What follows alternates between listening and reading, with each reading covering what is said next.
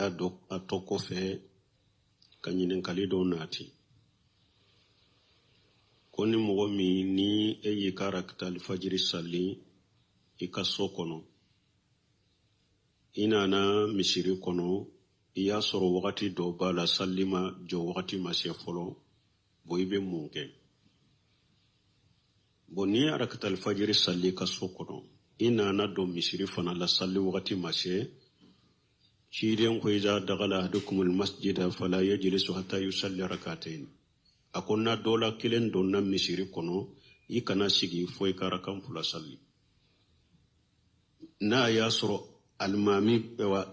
eni nana almami fana ba kɛ kana i tɛ se ka rakan fula salli i bɛ se ka jɔ ka almami ma kɔnɔ mais ni yɛrɛ y'a dɔn wagatini dɔw b'a la rakan fula bɛ se ka salli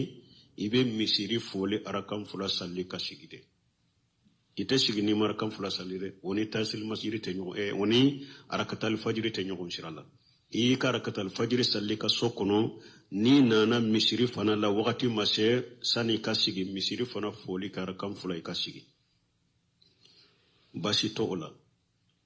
hadisa min bena ko ni salatu bɔra sufe nafila bɛ wagati taara fo arakatal fajiri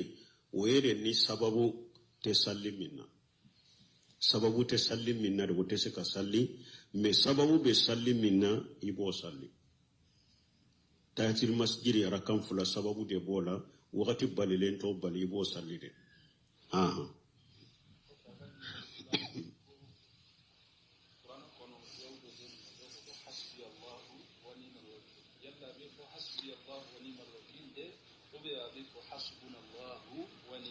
ni ɲininkara dawuda bugun an y'a jaabi o fula bɛɛ nana kul hasibi Allah alayhi tawakkaltu o nana kurana aya la hasibunallah wa ni'mal wakili o fula bɛɛ nana don ke ba ko ne ya kelen fo basi tala kul hasibi Allah nana hasibunallah wa ni'mal wakili be o fana nana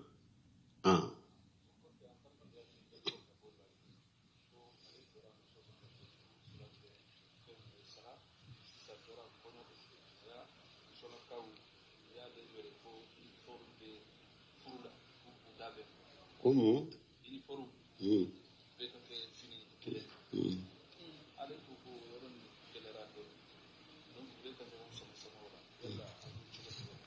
Bon,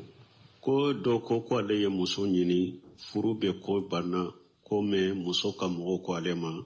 o b'a fɛ ka kɔɲɔ dɔgɔda uniforme min bɛ ta kɔɲɔ in na ko a tɔɔrɔw de ko ɲini ale b'o kɛ cogo di ninnu ye ko minnu ye a yɛrɛ de b'o ɲɛnabɔ ye an y'o de fɔ an ko fɛn o fɛn ye musikila ko de an t'an da dɔw la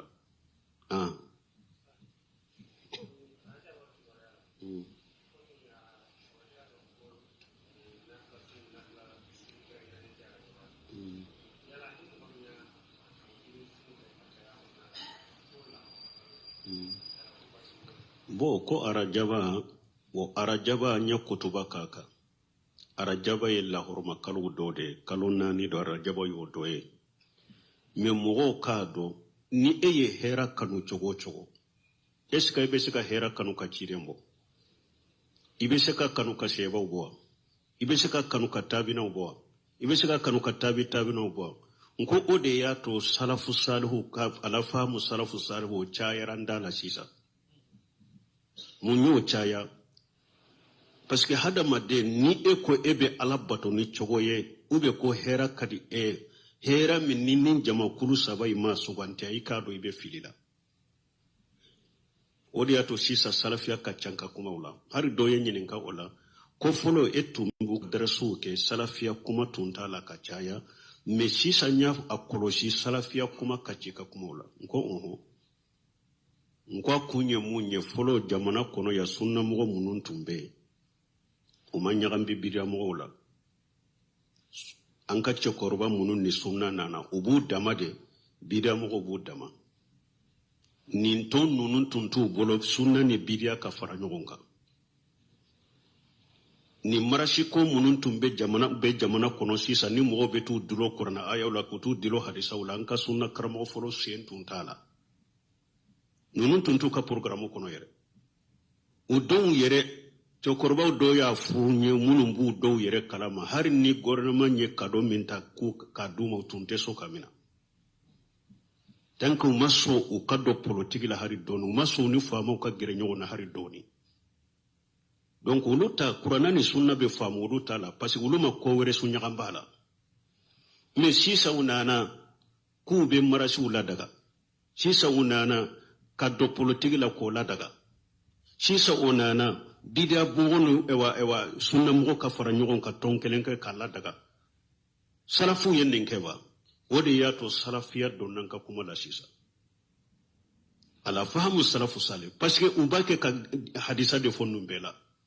marasiw bɛ hadisa de fɔ an ka dɔn votiw la u bɛ ayaw ni hadisa de fɔ olu bidia mɔgɔw ka fara ɲɔgɔn kan ka kɛ tɔn kelen ye u bɛ ɲɔgɔn embrasser tɛgɛw bɛ di ɲɔgɔn ɲɛ baro ɲɔgɔnyaw bɛ kɛ dumuni ɲɔgɔnyaw bɛ kɛ u tɛ hadisaw de fɔ wa ni sika u bɛ ala fahamu salafu salih est-ce que u bɛ salafu salih ka faamu kan o t'a kan donc arajaba ko filɛ o de ni lahoroma kalo do cogo cogo ka hakili kana d'i ma de ko lahoroma kalo de do ne bɛ ewa sun caya kɔnɔ ka lahoroma kalo ya sababu la sagi ka taa ciden ka hadisa ma ala fahamu salafu salih ciden ye sun caya kɔnɔ wa ko lahoroma kalo do wa a ye tun cayali fo ye a kɔnɔ wa ko lahoroma kalo do wa a sabatira seriba juman bolo ko a ye sun caya arajaba kɔnɔ ko lahoroma kalo do a sabatira tabina juman bolo ko a ye sun caya arajaba kɔnɔ ko lahoroma kalo do a sabatira tabina juman bolo ko a ye lahoroma kalo sun caya arajaba kalo la ko lahoroma kalo a sabatira ba wa khayrun nasi qarani summa alladhina yulunahum wa ciden ko le kam manton fana la jamakulu munu kan yi ka tɛmɛ kan manton bɛɛ ka jamakulu saba de do ale ka jama sɛbɛnw o kɔfɛ minnu tugulen bolo o kɔfɛ minnu tugulen bɛ olu la donc fo nin ka faamu e tɛ se ka hɛra dɔn e tɛ se ka arajaba ka laharama karoya dɔn ka ciden n'a ka sɛbɛnw ni jamakulu saba in bɔ olu ma bato min k'a la kana bato k'a la min ye ibn hajar al-qaslani a ye kitabu dilannin ka ɲafɔ kutuba kɔnɔ tibyana li ajabi bima warada fi rajaba kon nin ye ka kabako bange ko munun hadisa munun nana arajaba kalo kola ako hadisa munun nana arajaba kalo la ako lamu yardi fi fadli shahr rajaba wala fi siyamihi wala fi siyami shay'in minhum mu'ayyanu ولا في قيام ليلة مغصوصة فيه حديث صحيح يصلح للحجة بن حجر قسلاني أكوكو حديثا من بي أرجب كالو كفاسمانتيا كريا كديما بطولا أكو حديثا منا minye kasundo ke arajaba kalo la yenni su hake kala fasamantya bala ko hadisa mana ako ka dondo kere ya kusu arajaba kalo la ko hadisa mana ko yira ako ka ewa su dojo kanafila doke arajaba kalo la ako hadisa shimana nunu na hadisa min sahale nunu huja be sika kenai okofe ako hadisa munun nana arajaba kalola imma da'ifu aw mawdu donc hadisa nana arajaba kalola ayuti la fulay ako da'ifu hadisa tani kele hadisa da'ifu delila tesekar keni hadisa da'ifu minye pew tani kele hadis mawdu minye yere ka galontige ka dachide na drama fo mugani kele hadisa bisaba ani saba tani kele deifu mugani kela be mawdu bisaba bisaba ni fula hadisa bisaba ni fula aka kitabu kono tibyan li ajab bima warada fi rajab minya ibn rajab al-hanbali ofana ko wa mashiyamu فلم يشح في فضل صوم رجبا شيء عن النبي صلى الله عليه وسلم ولا عن أصحابه بن رجب حنبلي فنكو أكو من يسونye arajaba kono ko fuy masabati arajaba ka sun fasamantala ka bociden bolo foyi masabati arajaba ka sun fasamantala ka bociden ka sebo bolo a foyi masabati bolo ewa mbalmo arajaba bonya minye la horma kalo ko mi la horma kalo to ni kelebe jahadu be ambolo seba nyambe jahadu la kelete ka kono abanna sino fasamanta sima kire ka dama ni kalo to be kelenya ni delilai ka tene sumina i delilai ka lamsa sumina i delilai kalo tile saba sumina ibe uluka kono kome kalo to meni sunsu ke kono hari donkele de ko e ba kede ko la horma kalo fasamanta ye bidia do dina kono baraji denkelentiye awa salli dogu bola arajaba kono ko salatu raghaibi ko arajama juma folo ko arakantani fulade do ko iba salli futuru ni safoche hari ye dobaru je sosola ana ka basawsile fo be kale wala tuti kullu halaf kale likilangana nunu galon ka kana tugu ko de ciden ko abuntemi afana ko salatu rakhaibu kibariyala ako wa amma salatu rakhaibu fala asila laha bal huwa muhaddasatu fala yustahabbu la jama'atan wala furada buntemi ako sallim min bef ko salatu rakhaibu ako lesritala ako bidiya yerede do lesritala keli yere ye bidiya yerede ako akanunente jama ka ke ɲɔgɔn fɛ akanunente i kelen ka kɛ kullu ma warada fihi mawdu wa kadhibun ala rasulullah sallallahu alaihi wasallam buntemi ako hadisa nana salatu rakhaiba kibariyala ako aben galo mawdu galon dilale ka daci denka ama sifo imam an-nawawi rahimahullahu alaihi ako salatu rakhaibu bid'atun qabihatun munkaru yata'ayyanu tarikuha wa inkaruha ala fa'iliha imam an-nawawi ko salatu rakhaibu min fulani nyede ko bidiya jugu bidiya kone ko alwajibilen de mogo ka munun ba ke uka toye a wajibilen be don ke ba ka fanan kan nan kariya uka an ku balala bidiya jugu bidiya kone ewa be do kerekereya ko ewa arajaba kono salatu rakhaibu niyo ko salli ube do de fo ko niyo yuridu ni hakela ko sani arajaba kelen kana ko e ka kono nafili ki bolodo i ewa i tamanna ko teke fo abe kala kan ngalon tigela do usuma kere ya arajaba ye sallima kere ya ye summa kere ya ye bidiya wure jumambala ko al-isra'i wal miraz ko arajaba muga ani wolon fulana ko ciden ka sanna yele kera odela Sheikh Sila Buntemiya ako minye ko ciden ka sanna yele kera arajaba kolola muga ni wolon fulana ako cinyatola ako delila site della min sabatilendo ko ciden ka sanna yele kera arajabala ako hadisa sahlin simana ka fo ciden ka sanna yele kera nin kalo kerekerendela hadisa simana ko ciden ka sanna yele kera nin kalo masinata nin tahakedela hadisa kerekere simana ka kalo da kerekere ya ko ciden ka sanna yele kera nin da ko dela sale simana awa ka fo ciden ka sanna yele kera arajabadela galo cinyatala Muhammad ibn Salih Sheminu fana ko rahimahullah ako ciden ka sanna yele make arajabala ako do ko sungalo ko ciden ka sanna yele kera odela ako do ko arabil awwal ako taru kala chamanyo de saha arabil awwal ko ciden ka sanna yele kera odela me ko akera arajaba dela ngalo ewa mugani wolon fulane fana ube nyogon dala jemminke ko wajuli kata muga ku ka wori munula komi wakati ya soro Sulemana ka kisa la benaw karamogo wori kanula karamogo dumuni kanula o de be se ka dina jo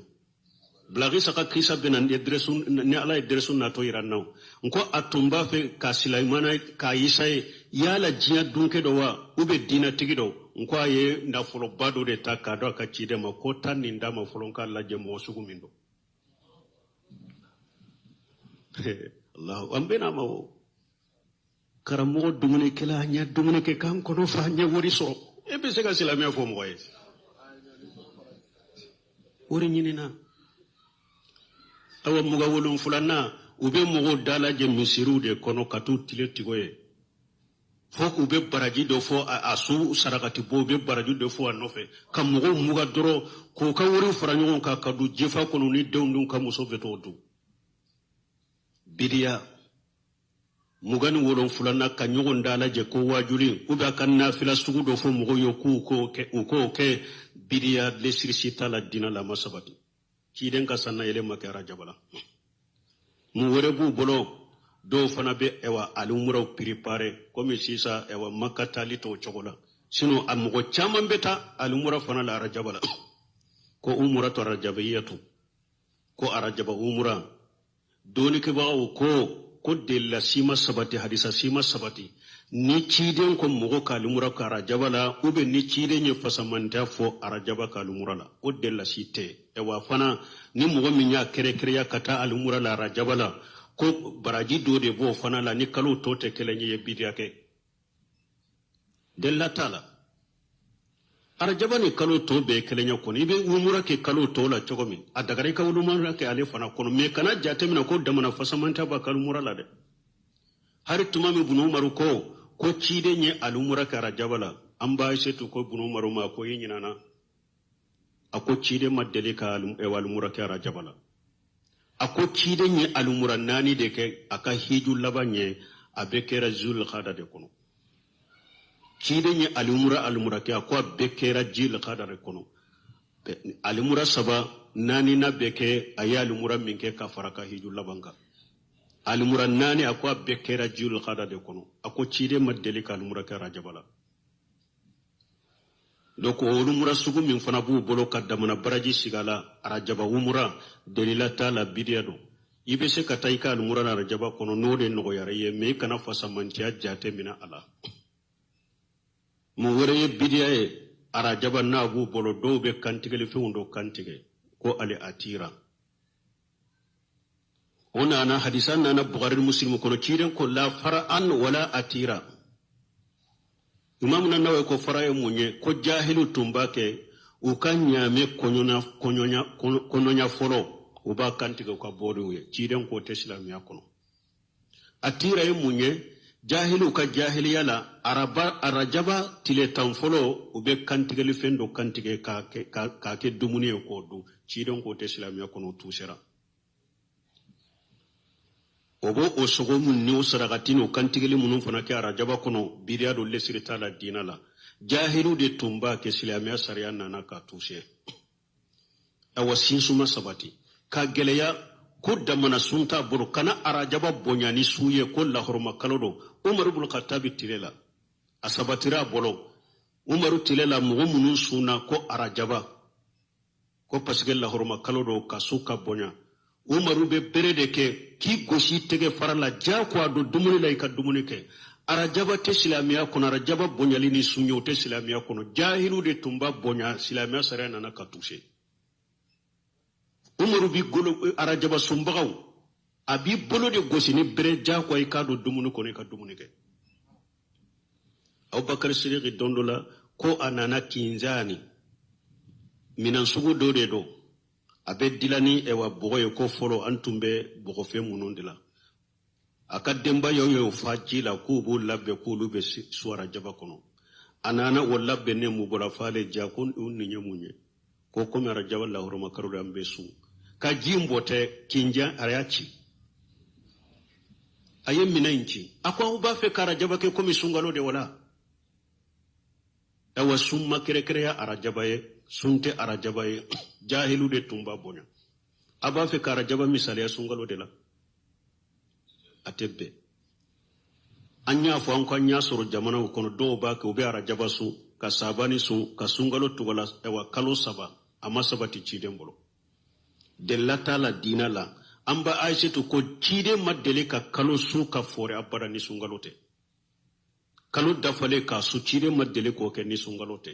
kara jaba mumen su delata la biriya ka kalo saba intugu nyogo na biriya lesirite nunu na dina kono o mbalimo nunu ka famu mogo bolo aw tese ka fen famu ka cire ni aka sheba bo jamakulu mbo koy aw tese ka arajaba ka la horma kalo yado kanunu mbo o de yato anko hada madembe koko ko ni dina kono ake delila ka sorebul fil kitabi wa sunna la faham salafu salih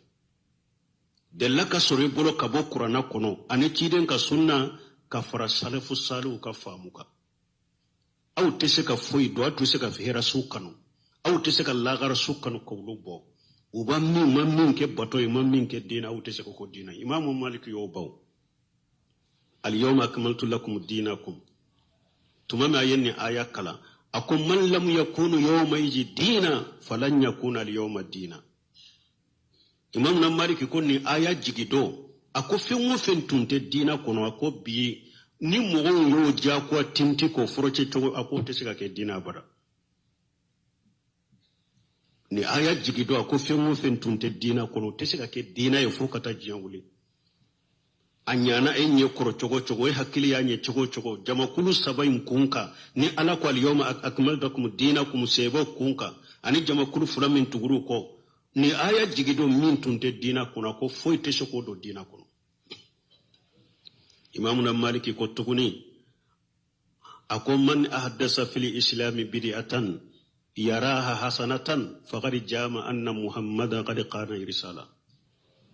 ako ni mugo ye ko kurata kaduni dina la enya koro ko nin kanyi arajaba kalote ba lahurma kalote ba ika fenchuwa kuna akanyi maliki ko ni mugo ye ko kurato kaduni dina kuno kabiriyata kadun dina kono yire nyana konnin kanyi ko nyumande do ako hari nima foyi dala ikalla halaya yire ko muhammadu jamfantide iko cire nye jamfantide parce que arajaba la hurma kalodo asun kanyi baraji bala ika hakedo suwa kono kanyi baraji bola cire nyo dogo da mo yira na yede bino yira mogola ni mogo ye dina do kokura do nin dina kono yere nyana fana ka buankoro sa ko bete se ka nya fembe nin fana lawa ayi nin fana haramu ya ba ayi nin fana ke bidaya wa akoni ye fengo fendo nin dina kono bidiya do yere nyana fana ko akanyi ako ya foi deja kala hala ya yira jeda e ko chire nya jamfanti de mo min kala hala ya yira ko chire nya jamfanti o yebba e kolo balawuke kolo balawute bolo ambe ala delala kan kise toro mare ala kan kisala kan tangambal mo donc akam ni mugo hakilila ka fora jaba min fuleni nye la horma kalo ko la horma kalo to fasamante asita bolo adamana duwuta bolo adamana sallita bolo adamana sunta bolo foita bolo fasamante ala ni la horma kalo yante ewa abe fengo fe me erejo sosola abe fengo fe meterela hari ne atigi jala mugo ba kunna de metri tanjala mugu de ba kunna ko galon tegela bo akoro hari metri ta objala mugu de melekelen ba kunna kana fo konni nyekra mugo bayre bo akoro de afuy masabata arajaba kola asigira telelaw asigira rajolaw abilala irjo soso ka basamba balaw abe chogodo aye anem meleke arabu kanna ko galon tegela bo akoro kana dala duwatu ala abwabi jahannama ولي كلاو بجنب جلا من أجابهم هنا قجفوا فيها بلو سمينو كاكو أي كلا جفنا مغو تشامان باي أيوا أجيجا نمبيدا سولا نيا سيغليني بومبوشي ديلي فيني فوفولين با نوفي أبي سيغرتيمي أدو يربي دولومي من نيني نكو سوكو نانا دي بو تشيسيرا دا كراتاتاتا كيو تشيسيرا لا كي كاسورو نيا يري جولي يري ديفو تشامان دي بالا بي فاسيريا be do be sigreti men do funu be fufu no fe do mbobo si dile no mo men nini bidia sugu nana de wuche sira la kartata ku bode dina kono eti yere nye folo fu munu nyere ye wajibu ye o madafa ela e yere jole nyere haram dama ibe tan konte ila haramu ta e yere sigle jole haramu tambe konti la folo nyama nyine wala ibeta ko ibeta bida fana sori dina kono inna akhwafa ma akhafa la ummati al a'immati al mudillina ciden ko ne be siram mantoni mo sugu munuma nyema filile ni doni ke baka filile ala kan kisi torama ya rabbi wati sera mun be bon nate ni mawduka anyana subuha do de be ni yoroni kaka jabi wati sera subhanaka ukwa sera leri sera de pe subhanaka allahumma rabbana bihamdika ashhadu an la ilaha illa anta astaghfiruka wa atubu ilaik ya do atoko fe kanyinin kalido nati koni mo mi ni eyi karakta alfajiri salli ikaso kono ina na misiri kono iya soro wakati do bala sallima jo wakati masya folo boibe munke boni arakta alfajiri salli kaso kono ina na do misiri fana la salli wakati masya shiden ko iza dagala ahadukumul masjida fala yajlisu hatta yusalli rak'atayn akonna dola kilen donna misiri kono ikana sigi foi karakan fula salli na yasro almami wa enana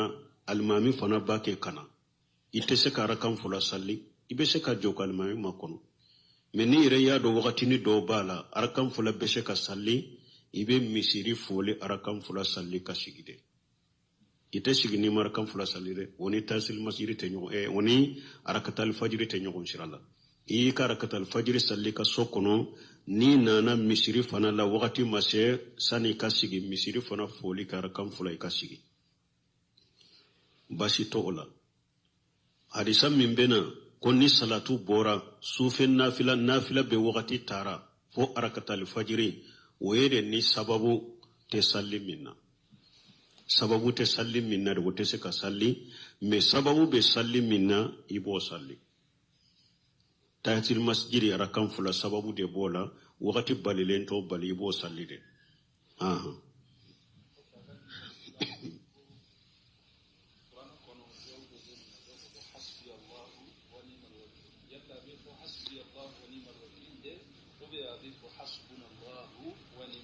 ni nyinin kara dawda bugun anya jabi o fula be nana kulli hasibi allah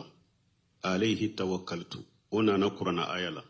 hasibuna allah wa ni'mal wakili o fula be nana don ke ba ko ni ya kelen fo basitala kulli hasibi allah nana hasibuna allah wa ni'mal wakilu be o fana nana